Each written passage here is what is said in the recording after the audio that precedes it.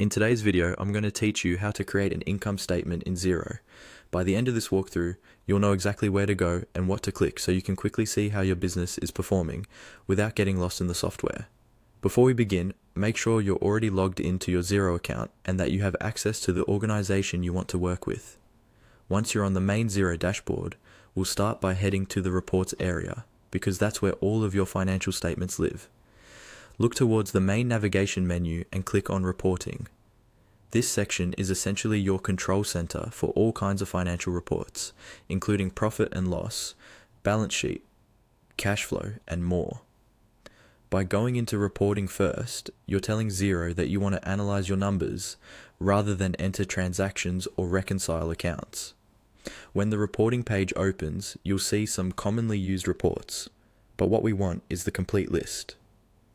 To access that, click on All Reports.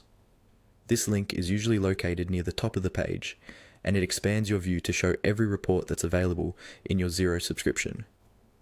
Once you're in the All Reports section, you'll notice everything is grouped into categories like financial, tax, sales, and so on. The report we'll use to view an income statement style summary is called Executive Summary. Scroll through the list or use the search bar if you see one, and then click on Executive Summary. The Executive Summary report in Xero gives you a high-level view of your business performance over a selected period. It typically includes key figures similar to an income statement, such as income, cost of sales, gross profit, and net profit, along with other useful indicators. After the report opens, you can usually adjust the date range or reporting period to match the month, quarter, or year you want to review. This is important because your income statement is always tied to a specific time frame. Once you've chosen the period, review the results to see your revenue, expenses, and profit. If you need to share this with others, look for options to export or print the report, often available at the top or bottom of the page.